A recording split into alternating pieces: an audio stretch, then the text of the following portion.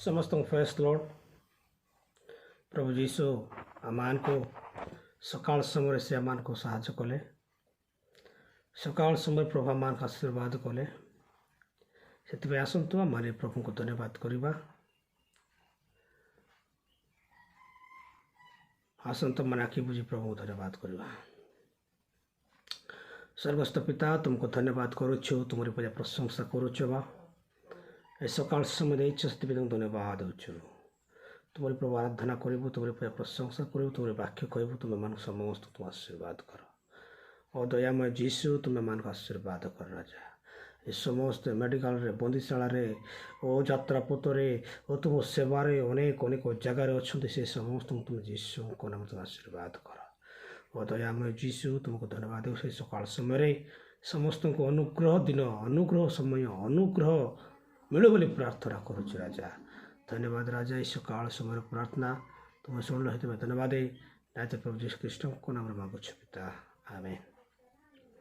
व्याख्या लिखाई गीत सहित 141 पद माने प्रभु को आड़ माने धन्यवाद करवा जे मैंने धैर्य सहित सदा प्रभु अपेक्षा करती सदा प्रभु कोटार आश्रय नियंती शरणगत नियंती से मैंने प्रत्येक लोक धन्य आम बेले बेले आम मान जीवन रे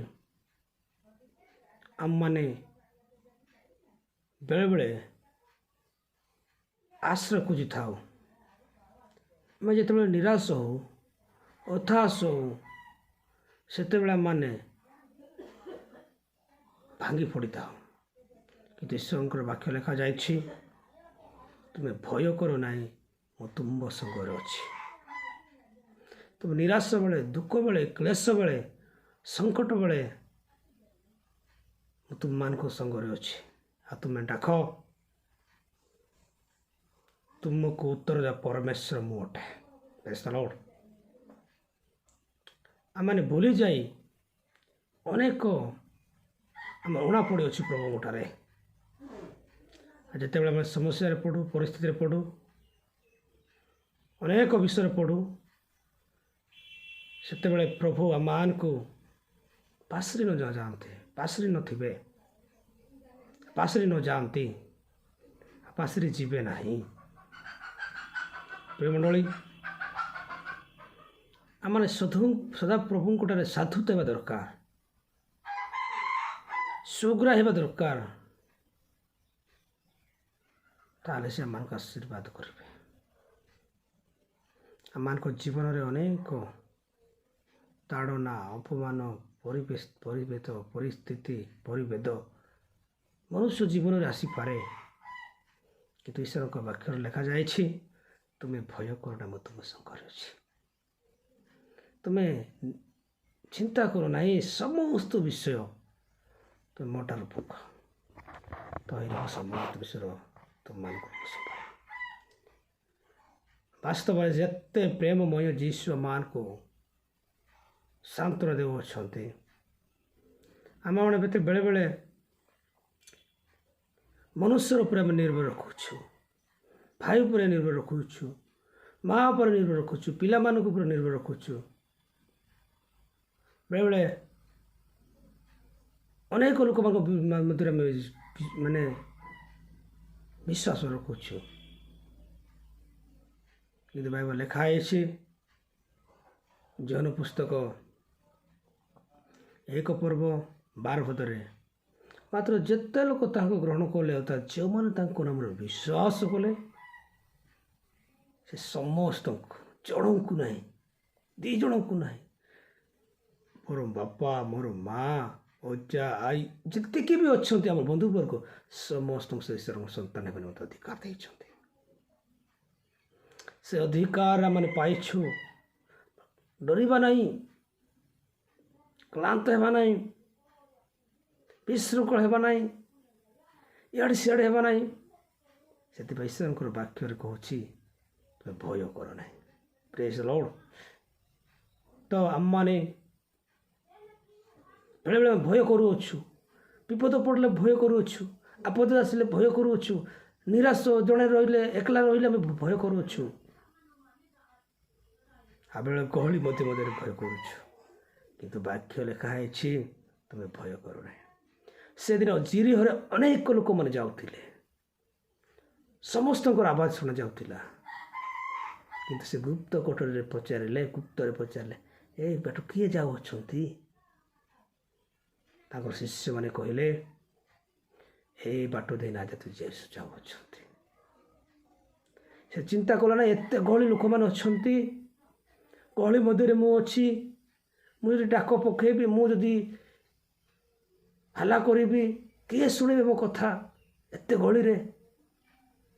ସେ ଭାବିଥାନ୍ତା, କିନ୍ତୁ ସେ ବିଶ୍ୱାସ କଲା, ନିରାଶ ହେଲା ନାହିଁ, ହତାଶ ହେଲା ନାହିଁ, ଇଆଡ଼େ ସିଆଡ଼େ ହେଲାନି। ସିଏ ଏକ ସ୍ୱରରେ ଡାକିଲେ, ଏ ନାଜାତ ଯୀଶୁ, ତୁ ମୋତେ ଦୟା କର। ପ୍ରେଜ୍ ଦ ଲର୍ଡ। ଆମେମାନେ ଭାବୁଛୁ ବେଳେ ଗହଳି ମଧ୍ୟରେ କେମିତି ମୁଁ କହିବି, କେମିତି ଡାକିବି? ନା, ପ୍ରଭୁ ସମସ୍ତ ଜାଗାରେ ଆପଣମାନଙ୍କ ସଙ୍ଗରେ ଅଛନ୍ତି। ସେଥିପାଇଁ ଲେଖା ହେଇଛି ବାଇବଲରେ, ମୁଁ ତୁମ ସଙ୍ଗରେ ଅଛି। ତୁମେ ନିରାଶ ହୁଅ ନାହିଁ, ତୁମେ ହତାଶ ହୁଅ ନାହିଁ, ତୁମେ ଭାଙ୍ଗି ପଡ଼ ନାହିଁ। ମୁଁ ତୁମ ପାକେ ପବିତ୍ର ଆତ୍ମା ଦ୍ୱାରା ମୁଁ ଅଛି। ପ୍ରେଜ୍ ଦ ଲର୍ଡ। ପ୍ରେମଳୀ, ଆମମାନେ ପବିତ୍ରତାରେ, ସିଦ୍ଧତାରେ, ନମ୍ର ଭାବରେ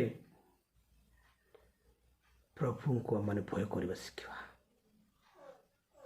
ସେ ଆସୁଅଛନ୍ତି, ସେଦିନେ ଆସିବେ।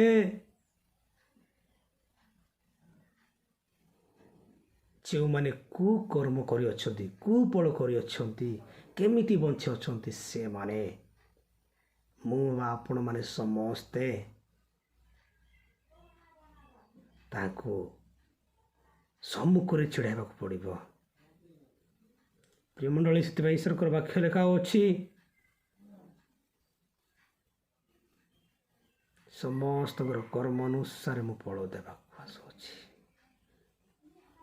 ମୋ ଠାରେ ସବୁ କିଛି ରହିଅଛି, ତୁମେ ନିରାଶ ହୁଅ ନାହିଁ। ଏତେ ଆଶୀର୍ବାଦର ବାକ୍ୟମାନ ପ୍ରଭୁ ଦେଉଅଛନ୍ତି, ତୁମମାନେ ନିରାଶ ହେବା ନାହିଁ, ହତାଶ ହେବା ନାହିଁ। ତାଙ୍କ କଥା ସବୁ ଅଛି। ଯେଉଁମାନେ ତାଙ୍କ ନାମରେ ବିଶ୍ୱାସ କରନ୍ତି, ସେମାନେ ରୋଗରେ ମଧ୍ୟ ସୁସ୍ଥ ହୋଇପାରନ୍ତି। ସେଦିନ ବିଶ୍ୱାସ କରିଦେବା ଦ୍ୱାରା ଅନ୍ଧ ବି ସୁସ୍ଥ ହୋଇଅଛି, ପାର୍ଥିକ ଅନ୍ଧ। ତାଙ୍କର ବିଶ୍ୱାସ ଦ୍ୱାରା 12 ବର୍ଷ ହେଉଥିବା ଗୋଟେ ସ୍ତ୍ରୀ ଲୋକଟି ସିଏ ସୁସ୍ଥ ହେଇଛି ଛୁଇଁବା ଦ୍ୱାରା। ଆଉ ଯୀଶୁଙ୍କ ସମୟରେ ସ୍ତ୍ରୀ ଯୀଶୁ ପାଖକୁ ଗଲା। ସେ ମଧ୍ୟରେ ସେ ସେଇଠି ଥିଲେ, କୂଅ ପାଖରେ ଥିଲେ। କିନ୍ତୁ ସେ ଯେତେବେଳେ ବିଶ୍ୱାସ କଲେ, ସବୁ ବିଷୟ କହିଲେ, ଅନେକ ଲୋକ ପରିତ୍ରାଣ ପାଇଲେ। ସେଥିପାଇଁ ସେ ବାକ୍ୟ ଲେଖା ହେଇଛି, ତୁମେ ଭୟ କର ନାହିଁ, ମୁଁ ତୁମ ସଙ୍ଗରେ ଅଛି। ତୁମେ ନିରାଶ ହୁଅ ନାହିଁ, ମୁଁ ତୁମ ସାଥୀରେ ଅଛି। ସେଥିପାଇଁ ଆସନ୍ତୁ ଆମେ ପ୍ରଭୁଙ୍କୁ ଧନ୍ୟବାଦ କରିବା। ପ୍ରଭୁ ତୁମେ ଥିଲେ ସାଥିରେ, ମୋ ଜୀବନ ଭିତରେ, ତୁମ ବିନା ଜଗତରେ କିଏ କାହାର।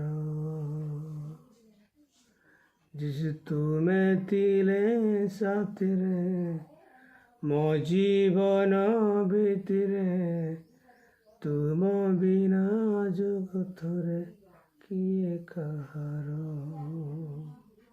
ବାସ୍ତବରେ ଜଗତରେ କିଏ ବି ଜଣଙ୍କ ପାଇଁ କିଏ ବି ହେଇପାରିବେ ନାହିଁ, କିନ୍ତୁ ସମସ୍ତଙ୍କ ପାଇଁ, ସମସ୍ତ ସାରା ଜଗତ ପାଇଁ, ସମସ୍ତ ଲୋକମାନଙ୍କ ପାଇଁ ସେ ସର୍ବଶକ୍ତିମାନ ପରମେଶ୍ୱର ଅଛନ୍ତି। ସେଥିପାଇଁ ଆସନ୍ତୁ, ଏ ସକାଳ ସମୟରେ ମୁଁ ଆପଣମାନଙ୍କୁ